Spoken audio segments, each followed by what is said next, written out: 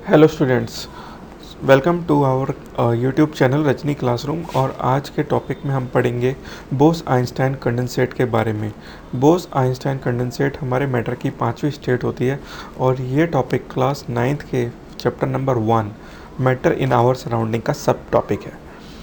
तो class 9th के students इस वीडियो को ध्यान से देखेंगे और समझेंगे कि बोस आइंस्टाइन कंडेंसेट होती क्या है। बोस आइंस्टाइन कंडेंसेट को हम बीसी भी बोलते हैं और ये क्लास 9th के टॉपिक जो हमने अर्लियर वीडियोस में पढ़ा है कि हमारी 5 स्टेट ऑफ मैटर होती हैं, सॉलिड, लिक्विड एंड गैसेस, जो जनरली हमें इजीली विजिबल होती है, इजीली हम महसूस कर सकते हैं। उसके बाद 2 स्टेट आती हैं हमारी, प्लाज्मा स्टेट और बोस आइंस्टाइन कंडेंसेट। तो इस टॉपिक में हम बोस आइंस्टाइन कंडेंसेट के बारे में पढ़ेंगे। वीडियो शुरू करने से पहले मैं चाहता हूँ कि आप हमारे चैनल को सब्सक्राइब करें ताकि कोई भी इम्पोर्टेंट वीडियो आप मिस ना कर सकें। और अगर आपने हमारी previous detail chapter matter in our surrounding नहीं पढ़ा है तो आप हमारी डिटेल वीडियो को जाके देख सकते हैं, उसका लिंक मैंने डिस्क्रिप्शन में दे दिया है।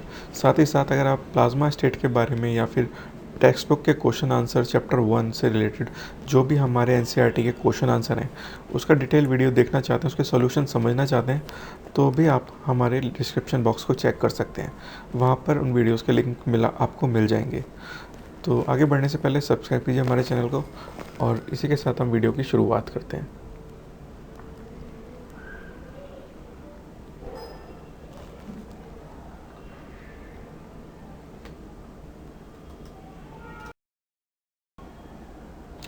तो डेफिनेशन क्या है बीसी की? बीसी होता है Bose Einstein condensate is a state of matter that consist of a collection of atoms near absolute zero. All the atoms have the lowest possible quantum energy state. तो बोस आइंस्टाइन कंडेंसेट के बारे में ये बोल रहे हैं कि मैटर की वो स्टेट जब के सारे एटम्स कलेक्ट हो जाते हैं आपस में और उस वक्त टेम्परेचर हमारा एब्सोल्यूट ज़ीरो होता है। एब्सोल्यूट ज़ीरो टेम्परेचर हमारा कहने का मतलब 0 केल्विन, और डिग्री सेल्सियस में बात करें तो -273.15 डिग्री सेल्सियस टेम्परेचर जब होता है तो हम इस स्टेट को हम एब्सोल्यूट ज़ीरो टेम्परेचर बोलते हैं। तो इस स्टेट में क्या होता है बच्चों, जितने भी मेटल के पार्टिकल्स होते हैं, एटम्स के पार्टिकल होते हैं, वो काफ़ी क्लोजली पैक्ड हो जाते हैं, उनके बीच में स्पेस नहीं होता है, जिसकी वजह से उनके अंदर कोई एनर्जी एब्जॉर्प्शन नहीं हो पाता है। जब कोई एनर्जी उनके अंदर नहीं होती है तो वो अपनी मूवमेंट को मिनिमम कर देते हैं या फिर उनके अंदर कोई मूवमेंट नहीं होती है। इस स्टेट में क्या होता है कि सारे के सारे जो भी पार्टिकल्स होते हैं, जो भी एटम के पार्टिकल होते हैं, वो आइडेंटिकल नज़र आते हैं, उनकी एनर्जी सेम नज़र आती है, उनके अंदर जो स्पिन होता है, मूवमेंट होता है, वो हमें सेम नज़र आता है।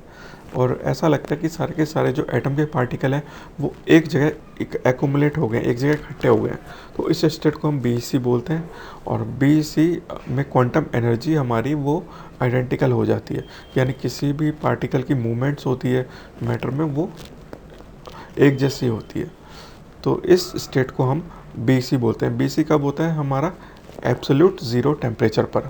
और ज़ीरो टेम्परेचर हमारा कब होता है? 0 केल्विन पर या फिर -273 केल्विन पर। तो बीसी के बारे में यही है कि हम सॉलिड को ज़्यादा ठंडा कर देंगे तो बीसी बन जाएगा। तो बीईसी जो था वो हमारा सबसे पहले हमारे इंडियन साइंटिस्ट सत्येंद्र नाथ बोस ने, जिनका जन्म 1894 में कोलकाता में हुआ था। इन्होंने जब ये स्टूडेंट क्लास में अपने स्टूडेंट्सों को पढ़ा रहे थे तब उन्होंने लाइट और उनकी एग्जिस्टेंस या उनके स्टैटिक्स के बारे में कुछ कैलकुलेशंस फाइंड आउट किए। तो उन्होंने पाया कि पॉसिबल फिफ्थ स्टेट भी मैटर का हो सकता है, जिसे हम कंडेंसेट करें या फिर ज़्यादा ही ठंडा करें किसी सॉलिड को तो उसके पार्टिकल्स के गैप्स को कम किया जा सकता है और उस स्टेट को हम फिफ्थ स्टेट ऑफ मैटर बोलेंगे। इन्होंने अपने कुछ कैलकुलेशंस आइंस्टाइंस को भेजे। आइंस्टाइंस ने वो कैलकुलेशंस ऑब्जर्व किए और उन्होंने भी प्रेडिक्शन की कि फिफ्थ स्टेट ऑफ मैटर हो सकता है। तो उन्हीं प्रेडिक्शंस के बेसिस पर इन दोनों साइंटिस्टों को कॉम्बाइनली नेम दिया, इन दोनों साइंटिस्ट्स के नाम पर कॉम्बाइनली नेम जो दिया गया है मैटर का वो बीईसी दिया गया। बी माने बोस, ई माने आइंस्टाइन और सी माने कंडेंसेट। तो बीसी के बारे में आप समझ गए होंगे। बीसी को 2 साइंटिस्टों ने मिलकर खोजा था पहले शुरुआत में, सत्येंद्र नाथ बोस और दूसरे साइंटिस्ट थे हमारे अल्बर्ट आइंस्टाइन। तो बी सी क्या होता है कि हम किसी भी मैटर की स्टेट को जब हम गैसेस से सॉलिड में गैसेस को ठंडा करते हैं तो वो लिक्विड में कन्वर्ट हो जाता है, उसके पार्टिकल्स क्लोज आ जाते हैं। जब लिक्विड्स को हम दोबारा ठंडा करते हैं तो वो सॉलिड बन जाते हैं और उनके पार्टिकल और ज़्यादा क्लोज आ जाते हैं। अब क्या होगा, हम जब गैसेस को हम या फिर हम लिक्विड को सॉलिड्स को बहुत ज़्यादा ठंडा कर दें, सॉलिड्स को बहुत ज़्यादा ठंडा कर दें, इतना ठंडा कि उनके पार्टिकल्स एक दूसरे के काफ़ी क्लोज आ जाएं उनके पार्टिकल्स एक दूसरे के काफ़ी क्लोज आ जाएं, तो उस स्टेट ऑफ मैटर को हम बोलते हैं कि BC की फॉर्म हमें अचीव हो गई है। बोस एंड आइंस्टाइन कोलैबोरेशन इन 1920 में दोनों के दोनों साइंटिस्ट थे।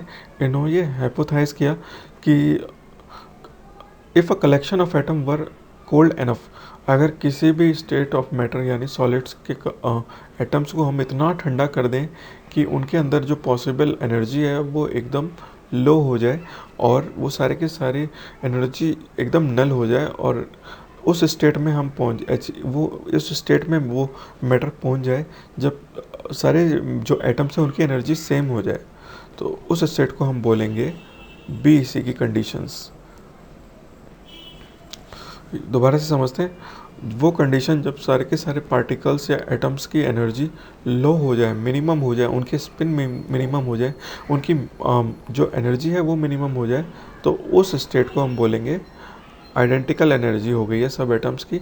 और जब आइडेंटिकल एनर्जी हो जाती है तो बहुत सारे जो एटम्स होते हैं वो सेम स्पेस में आ जाते हैं, वो आइडेंटिकल नज़र आ जाते हैं और वो सब मिला के एक सुपर एटम बनाते हैं, एक बड़ा एटम बनाते हैं और उनके बीच में कोई गैप नहीं होता, कोई क्वांटम मूवमेंट नहीं होती, कोई उनके अंदर डिस्टेंस नहीं होता, कोई उनके अंदर इंटरमोलिकुलर स्पेस नहीं होता, जिसकी वजह से ऐसा लगता है कि वो सारे के सारे एटम्स एक जगह एक्यूमुलेट हो गए, इकट्ठे हो गए हैं।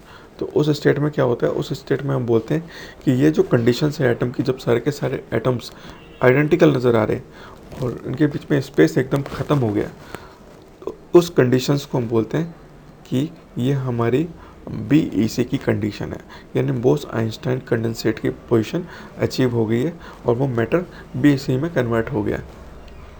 तो याद रहेगा बच्चों। तो कंडेंसेट क्या होता है? After Bose and Einstein discovery the scientist referred it is to the state of condensate.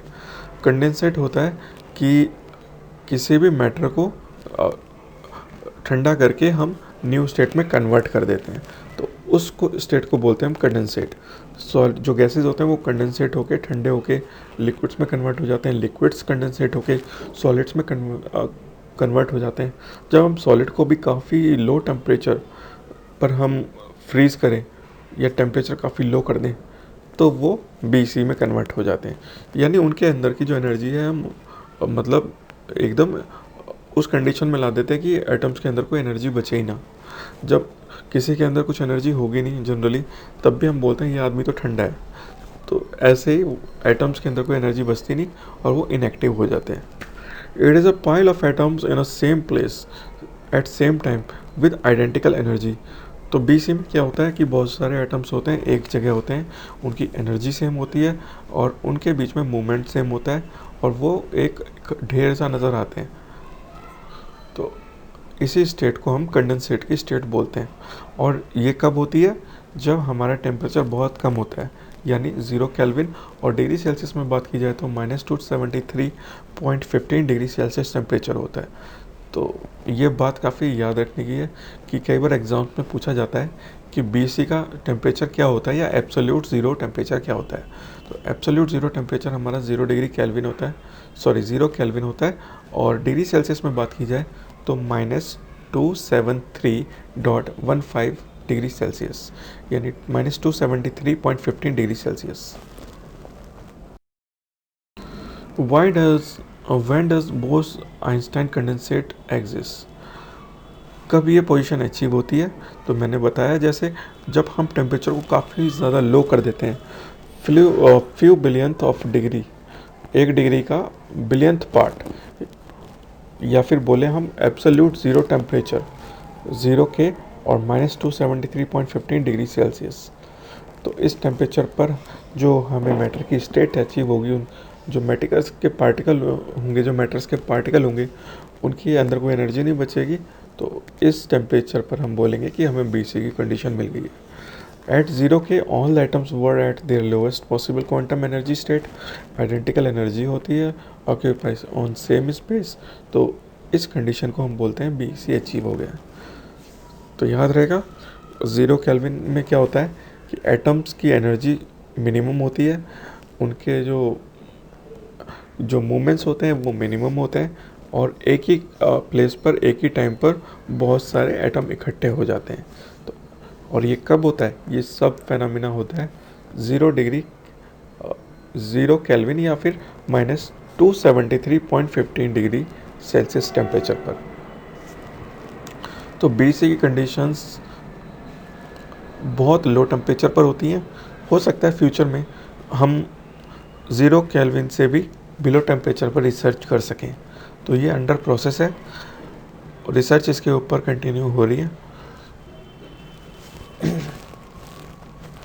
तो BC के बारे में अभी तक हम जान गए, ये 0 केल्विन या फिर -273.15 डिग्री सेल्सियस यानी एब्सोल्यूट ज़ीरो टेम्परेचर पर होता है।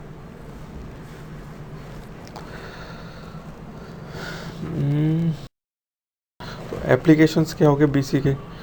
BC को हम अगर यूज़ करें तो हम इसको सुपर कंडक्टर के अंदर यूज़ कर सकते हैं, सुपर कंडक्टर के अंदर, सुपर फ्लूइड्स के अंदर यूज़ कर सकते हैं। और इसके एप्लीकेशंस हो गए फर्दर हम यूनिवर्स की कैलकुलेशन करें, या फिर क्वांटम कंप्यूटर्स के अंदर हम BC का यूज़ कर सकते हैं। और कुछ प्रेडिक्शंस हमने लगाई हैं कि हम कल को दूसरी गैलेक्सीज़ के बारे में या यूनिवर्स के बाहर भी हम BC का यूज़ कर सकते हैं। हम दूसरी गैलेक्सी के बारे में अंडरस्टैंड करने के लिए भी BC का यूज़ कर सकते हैं। तो बहुत सारे एग्जांपल्स हैं BC के। एक हमारा सुपर फ्लूइड हो गया, एक हमारा सुपर कंडक्टर हो गया। सुपर कंडक्टर में क्या होता है कि जो करंट फ्लो होता है उसमें करंट का लॉस ज़ीरो होता है, यानी उनका रेजिस्टेंस होता है, जो अवरोध होता है करंट का, वो ज़ीरो होता है। सुपर फ्लूइडिटी होता है वो मैटर के स्टेट होते हैं, या फिर वो मैटर होते हैं जिनके बीच में जब लिक्विड एक दूसरे के ऊपर फ्लो करते हैं तो उनके बीच में जो फ्रिक्शन होता है वो हमारा ज़ीरो होता है, यानी विस्कोसिटी होती है वो हमारी ज़ीरो होती है। तो दो एप्लीकेशंस याद रहेंगे इसके, एक हमारा सुपर कंडक्टर, एक होता है हमारा सुपर फ्लूइड्स। ये इसके दो एग्जांपल हैं, काफ़ी बार एग्जाम में आता है, तो आप याद रखेंगे super fluid, super conductor. Super conductors होते हैं इनका रेजिस्टेंस ज़ीरो होता है, सुपर फ्लूइड के फ्रिक्शन हमारे ज़ीरो होते हैं।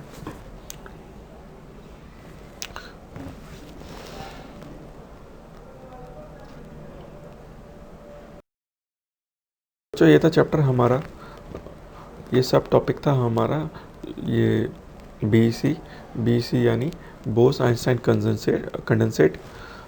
होप आपको कुछ ये वीडियो यूज़फुल लगा होगा। अगर आपको ये वीडियो यूज़फुल लगा है तो अब हमारे साथ जुड़िए और सब्सक्राइब कीजिए हमारे चैनल को, ताकि हम ऐसे वीडियो आपके लिए फ्यूचर में ला सकें। और अगर आपको मैटर इन आवर सराउंडिंग के फुल डिटेल चैप्टर की वीडियो चाहिए तो वो आपको डिस्क्रिप्शन बॉक्स में मिल जाएगी। आप सब्सक्राइब करें, हमारे साथ जुड़ें, और जो भी आपको डाउट है या फिर आपके सुझाव हैं, कोई सुझाव, सजेशन, फीडबैक है, आप उसे कमेंट्स में लिख सकते हैं। अगली बार हम कोशिश करेंगे कि आपको बहुत और अच्छे बेहतर तरीके से आपके सामने वीडियो को प्रेजेंट कर सकें। तो अपने सजेशन ज़रूर दीजिए हमें, और किस टॉपिक पर आप सजेशन चाहते हैं, किस टॉपिक के आप पर वीडियो चाहते हैं वो भी बताइए। और अगर एग्ज़ाम से रिलेटेड कोई इन्फॉर्मेशन या कोई डाउट है आपका तो आप वो भी हमें पूछ सकते हैं। तो जुड़े रहिए।